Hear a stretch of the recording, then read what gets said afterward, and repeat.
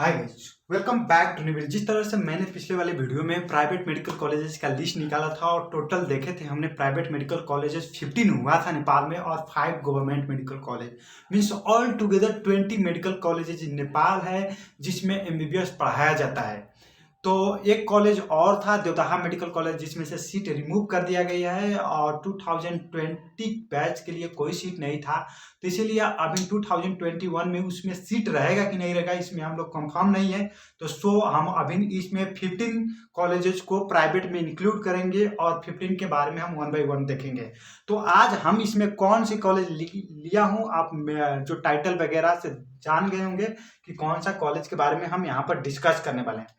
तो जैसे कि दोस्तों मैं बताऊं आपको, यहाँ पर मैंने मणिपाल मणिपाल मेडिकल कॉलेज के बारे में यहाँ पर डिस्कस करने वाला हूँ।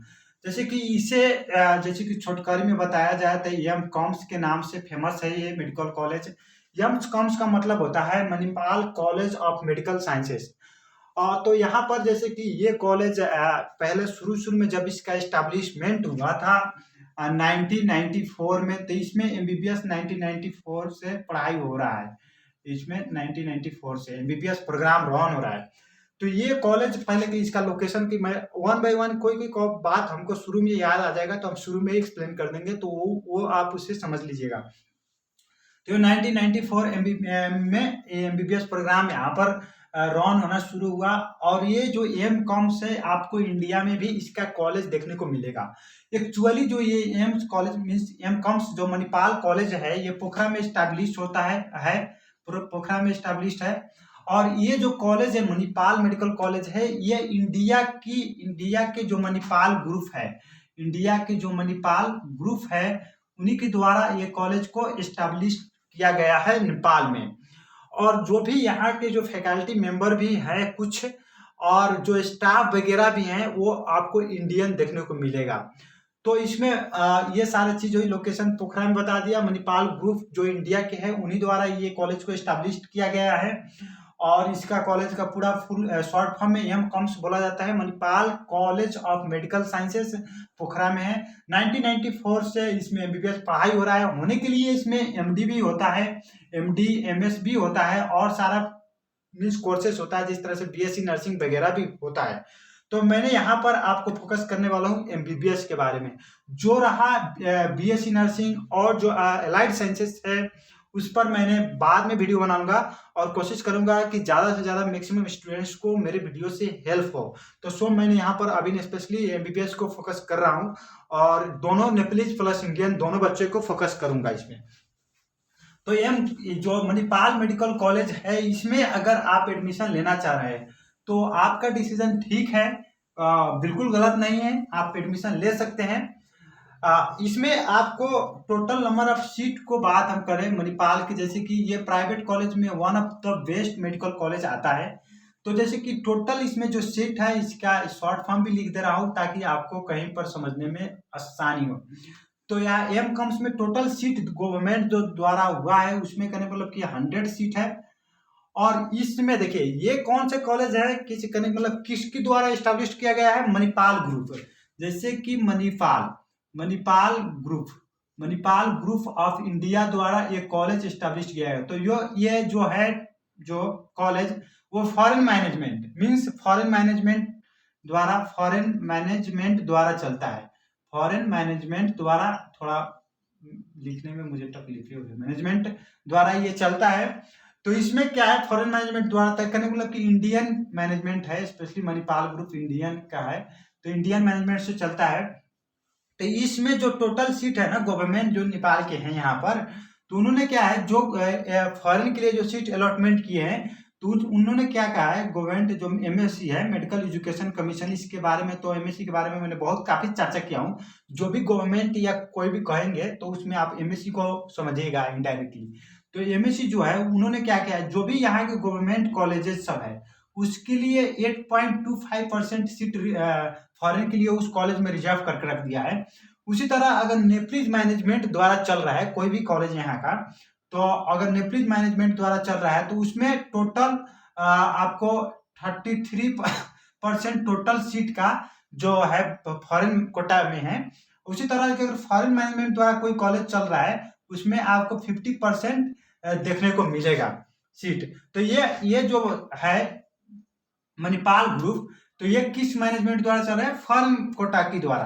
तो इसीलिए इसमें जो 100 सीट है उसमें से 50 जो सीट है, टोटल 50 सीट है, वो 50 सीट सिर्फ फॉरेन बच्चे के लिए है। मीन्स ये रिजर्व है, रिजर्व फॉर फॉरेन बच्चे के लिए reserve seats for foreign students है, फॉरेन स्टूडेंट्स है। इसमें फॉरेन स्टूडेंट्स ही जा सकता है, ये नेपली नहीं जा सकता है। अगर यह सीट वैकेंट हो जाता है, फॉरेन को नहीं मिलेगा, तो अभी जाकर ये नेपलीज को ये सीट कन्वर्ट होगा। और इसमें, और ये रहा फॉरेन के लिए। और इसमें से क्या है, जैसे कि नेपाल के एमएससी का जो रूल है, वो रूल क्या कहता है, जैसे कि नेपलीज में 2 किस्म के है। एक कहने का मतलब कि स्कॉलरशिप हो गया, दूसरा कहने का मतलब कि पेइंग सीट हो गया। दूसरा क्या हो गया? पेइंग सीट हो गया। तो स्कॉलरशिप के लिए एमएससी ने क्या रूल लगाया है? 10%, टोटल सीट का 10% जो सीट है वो स्कॉलरशिप मिलेगा नेपलीज बच्चे को।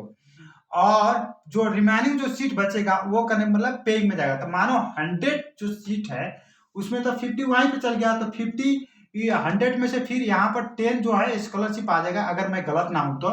और यहाँ पर जो बाकी जो सीट रहेगा 15, 16, 40 जो सीट है यहाँ पर एम कॉम्स में पेइंग में है। तो अब बात करते हैं, अगर यहाँ पर कोई बच्चा इंडियन है और वो मणिपाल एम कॉम्स को लेना चाह रहा है, तो वो किस तरह से ले सकता है? तो एमएससी जो है, मेडिकल एजुकेशन कमीशन जो है, पहले ही वो क्लियर कर दिया है। जैसे कि अगर आप एमएससी का कॉमन एंट्रेंस एग्जाम देते हैं और क्वालिफाई करते हैं, मीन्स आउट ऑफ 200 में से आप सिर्फ 100 नंबर ले लेते हैं, तो आपको क्या होगा कि फर्स्ट प्रायोरिटी दिया जाएगा। अगर फेल हो जाते हैं तो आपको कोई भी प्रायोरिटी नहीं दिया जाएगा, आपको नेक्स्ट ईयर की इंतजार करना पड़ेगा।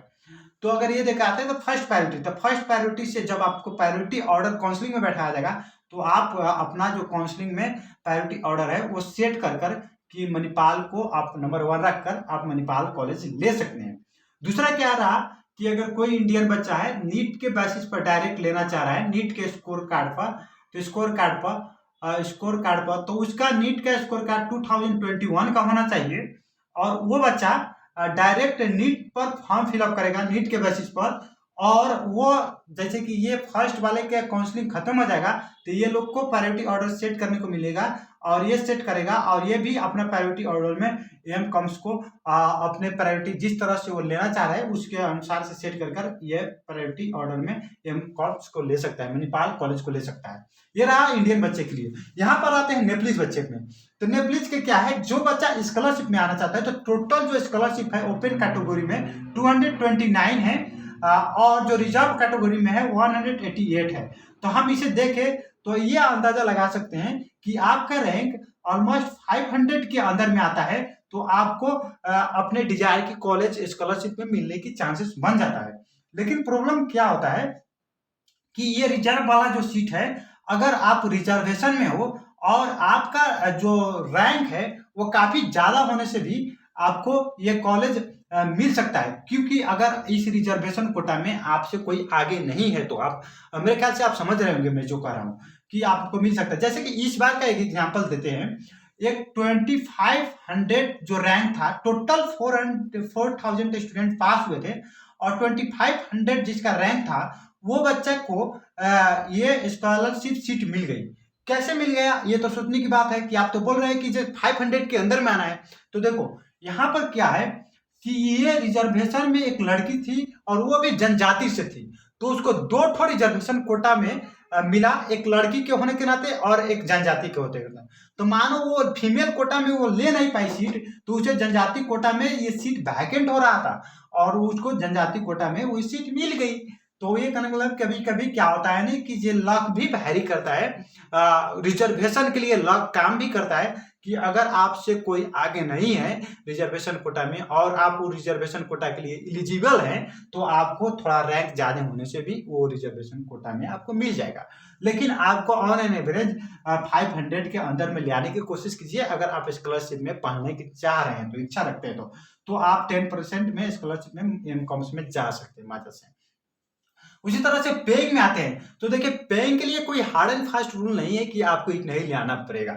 लेकिन हाँ, अगर आप पेइंग सीट में जाना चाहते हैं एमकॉम्स में और 40 सीट्स है यहाँ पर, तो आपको क्या करना पड़ेगा कि आपका रैंक ऑलमोस्ट 1500 के अंदर में होना चाहिए। 1500 के अंदर में होता है तो आपको कुछ टेंशन लेने की उतना जरूरत नहीं है कि हमें एमकॉम्स मिलेगा कि नहीं। मिलने की जो चांसेस है वो आपको हाई हो सकता है। देखो यहाँ पर कोई भी शॉर्टेज नहीं है कि आपको 100% एमकॉम्स मिल जाएगा, क्योंकि आपका जो प्रतिद्वंदी है वो कितना नंबर लेकर आता है उस पर सारा खेल डिपेंड करता है। अगर आपकी मैंने यहाँ पर बताया कि 25 से रैंक ले आने वाले बच्चे को भी स्कॉलरशिप मिल सकता है, क्योंकि उसका प्रतिद्वंदी है जो बहुत ही कम नंबर लेकर आया और उसमें कोई प्रतिद्वंदी नहीं हुआ है। घोड़े को एक लंगड़े घोड़े को भी एक रेस में दौड़ाते हैं, उसे अकेला दौड़ाते हैं तो वो लंगड़े ही घोड़ा जीतेगा। लेकिन उससे एक अच्छे घोड़े को रेस में दौड़ाते हैं तो जो उसमें से बेस्ट होगा वही जीतेगा। आप समझ रहे होंगे मैं क्या कहना चाह रहा हूँ। तो यहाँ पर यही बात है कि आप 50 मणिपाल कॉलेज को पाना चाह रहे हैं तो आप 1500 के रैंक में अंदर में आइए तो आपको मणिपाल कॉलेज मिलेगा। तो सो गाइस फाइनली मैंने यहाँ पर हर पॉइंट को क्लियर करना कोशिश किया हूँ, और जाते जाते मैं नेप्लीज बच्चे का तो बहुत सारे जगह से क्लियरेंस मिल जाएगा, जैसे कि कोई वहाँ कहीं पर प्रिपरेशन कर रहा होगा वहां से मिल जाएगा, या कहीं पर ये नेपाल में +2 बहुत सारे उनको लेवल है। लेकिन जो फॉरेन स्टूडेंट्स का मिसकंसेप्शन है उसे मैं दूर करता हूँ थोड़ा। तो यहाँ पर क्या है, मणिपाल में अगर कोई एडमिशन लेना चाह रहे हैं मणिपाल कॉलेज में, तो सबसे पहले उनको क्या दिमाग माइंड में सेट करना है कि मुझे जो ये MSc medical education, MSc is equivalent to, आप बोल सकते हैं एमएससी का इक्विवेलेंट आप एनटीए से कर सकते हैं, नेशनल टेस्टिंग एजेंसी से इक्विवेलेंट कर सकते हैं। जिस तरह से एमएससी मेडिकल एजुकेशन कमीशन यहाँ पर सी का एग्जाम लेता है, उसी तरह एनटीए यहाँ पर नीट के एग्जाम लेता है। Total two the point clear. अगर आप इंडिया के कोई भी मेडिकल कॉलेज में पढ़ना चाह रहे हैं तो आपको नीट का एग्जाम देना कंपलसरी है कि नहीं। तो नीट को एग्जाम देने के लिए फॉर्म फिलअप करना कंपलसरी है। तो ये नीट का जो फॉर्म है ना, नीट का फॉर्म, तो वो आपको फिलअप करना कंपलसरी है। आप समझ रहे हैं ना, नीट का फॉर्म फिलअप करना कंपलसरी है। उसी तरह यहाँ पर आपको सी का फॉर्म फिलअप करना कंपलसरी है, सी का फॉर्म फिलअप करना कंपलसरी है फॉर्म। और जिस तरह से आप नीट का फॉर्म फिलअप करते हैं और सारा चीज अपना रखते हैं, ईमेल और प्लस मोबाइल नंबर, उसी तरह से आप कहीं से भी एडमिशन ले, कहीं से भी कुछ करवाए, फॉर्म फिलअप करवाए, कोई प्रॉब्लम नहीं। ये सीई का भी फॉर्म फिलअप करे तो ईमेल प्लस अपना मोबाइल नंबर जो है ना वो खुद का दे, दूसरे का नहीं। अब रहा दोस्तों, देखिए दोस्तों, जिस तरह से मैंने यहाँ पर बताया नीट का फॉर्म बिना फिलअप किए, नीट के एग्जाम में बिना बैठे आपको इंडिया में कॉलेज नहीं मिल सकता है, उसी तरह से नेपाल में सी का फॉर्म बिना फिलअप किए आपको नेपाल में एग्जाम मीन्स कॉलेजेस नहीं मिल सकता है। अब यहाँ पर क्या हुआ कि एमएससी जो है ना वो इंडियन बच्चे को एक छूट दे रखा है कि आप ये नीट वाले का जो एग्जाम है ना, ये नीट का एग्जाम वो भी दिए हैं और क्वालिफाई हुए हैं जनरल कैटेगरी में। जनरल कैटेगरी का 2021 का जो मार्क है वो 138 है, इससे ज्यादा आया है आपको तो डायरेक्ट आपको ये सी नेपाल की कोई भी एमबीबीएस नेपाल में आपका एडमिशन हो जाएगा, उसमें कोई टेंशन नहीं है। लेकिन प्रॉब्लम क्या है ना, यहाँ पर फॉर्म फिलिंग करना कंपलसरी है। और मोबाइल या ईमेल नंबर क्यों अपना देना जरूरी है कि देखिए दोस्तों, आपको ब्लैकमेलिंग हो सकता है, आपको बाद में कॉलेज का जब प्रायोरिटी ऑर्डर सेट किया जाएगा उस वक्त ब्लैकमेल किया जा सकता है। आप ईमानदार हैं, आप होशियार हैं, आप बहुत मतलब कीजिए हौसले के साथ ईमानदारीता पूर्वक काम करते हैं, लेकिन सारे लोग यहाँ पर ईमानदार नहीं हैं। बहुत लोग ठगी करते हैं, बहुत लोग चोरबाजारी करते हैं, तो वो चोरबाजारी से बचे दोस्तों। तो मैं किसी को भी, अगर मुझे या किसी को भी दे अपना पर्सनल डिटेल्स का जो कॉन्फिडेंशियल इंफॉर्मेशन है वो मत दे। सो ये ईमेल और मोबाइल नंबर अभी आप सोचेंगे फॉर्म फिलअप करते वक्त कि मैंने अपना नहीं दिया उन्हीं को दे दिया तो क्या होगा, कोई प्रॉब्लम थोड़ी होगा। अभी तो कुछ नहीं होगा यार, बाद में जब प्रॉब्लम कब होगा ना, जब को आपको प्रायोरिटी कॉलेज के जैसे कि नीट का काउंसलिंग में आप अगर बैठे होंगे तो आपको मालूम होगा, जब आपको प्रायोरिटी ऑर्डर सेट करने को आएगा, प्रायोरिटी ऑर्डर, तो उस वक्त क्या होगा ना, इसी मोबाइल में और ईमेल में जाएगा सिक्योरिटी पिन कोड होता है यहाँ पर एक। अब नीट में होता है कि नहीं मुझे उतना क्लियर नहीं मालूम, तो वहाँ पर आपको जाएगा, तो वो सिक्योरिटी पिन कोड अब आपको जाएगा और पता ही नहीं, आपको मिलबे नहीं करेगा, तो आपको काउंसलिंग वाला धमकाएगा, वो काउंसलर एजेंट जो भी आपको मीडिएटर फॉर्म फिलअप वाला वो सब धमकाएगा, बोलेगा कि हमको इतना पैसा दो, उतना पैसा दो, तब हम आपको काम कराएंगे। तो दोस्तों उस तरह की कोई भी लापरवाही में मत पड़िए। फॉर्म फिलअप करते वक्त आप माइंड में दिमाग में रखिएगा कि मेरा ईमेल और मोबाइल नंबर खुद का देना है, और ये भी दिमाग में रखिएगा ये बिना फॉर्म फिलअप किए मुझे किसी भी कंसल्टेंट या कोई भी मुझे एडमिशन नहीं दिला सकता है। और एक दूसरा बात और याद रखिएगा, 2020 का जो सेशन है वो हमेशा के लिए क्लोज हो गया है फॉरेन स्टूडेंट के लिए। तो आप फॉरेन स्टूडेंट्स हैं तो अगर कोई भी बोलेगा आपको 2020 वाले में एडमिशन करा देंगे, आप पैसा दीजिए, एडमिशन चल रहा है, तो चुतिया बना रहे हैं और इसमें भी आपको एडमिशन नहीं लेना है और बोलना है कि नहीं हम नहीं लेंगे। अगर आपको विश्वास नहीं लग रहा होगा मेरी बातों पर भी, मुझ पर भी विश्वास मत करना दोस्तों, ये क्योंकि आदमी कभी भी बदल सकता है। www.msc.gov.np पर आप ये एमएससी का ऑफिशियल वेबसाइट है, यहाँ वेबसाइट पर आप विजिट कीजिएगा। जो भी फॉरेन के लिए नोटिस आता है उसमें दो किस्म का होता है, एक नेपाली में भी होता है, एक इंग्लिश में भी होता है। तो आप समझ जाइएगा जो फॉरेन के लिए इंग्लिश में आएगा नोटिस ना, वो आपके लिए भी रहेगा, आपके लिए वैलिड है। हर नोटिस आपको समझ नहीं आएगा कोई प्रॉब्लम नहीं है, हम नोटिस को समझाते हैं, आपको समझना है वहां से बुझना है, और आपको ये चुतियागिरी में नहीं पड़ना है। मेरा देश का नाम बदनाम हो रहा है, मैं नेपाली हूँ, मुझे वो देखकर बहुत दुख लगता है कि कोई मेरे देश में ठगी कर रहा है, मेरे देश के नाम पर लूट रहा है। तो सो गाइज मैं ये फाइनली कर रहा हूँ 2021 का जो है ना एडमिशन अभी इंडिया में भी डिले हो गया है ना, क्योंकि इंडिया में अभी तो एडमिशन क्लोज हो जाना चाहिए लेकिन अभी काउंसलिंग नहीं हुआ है, तो यहाँ ऑलरेडी 6 महीना लेटे होता है इंडिया से। तो यहाँ पर अगर आपको ये 2021 का सेशन में लेना है तो दिसंबर 2021 में फॉर्म आएगा, दिसंबर की टाइम ही नहीं है। अब पूछेंगे भैया आप तो दिसंबर बोले, लेकिन ये दिसंबर किस दिन आएगा, तो देखो दोस्तों वो मुझे भी पता नहीं है। मेडिकल एजुकेशन का कहना है कि थर्ड वीक में आ जाना चाहिए दिसंबर का, अगर नहीं आता है तो दिसंबर की 4th वीक में आएगा, 4th वीक में नहीं आएगा तो 2nd वीक में आएगा, लेकिन दिसंबर में आएगा।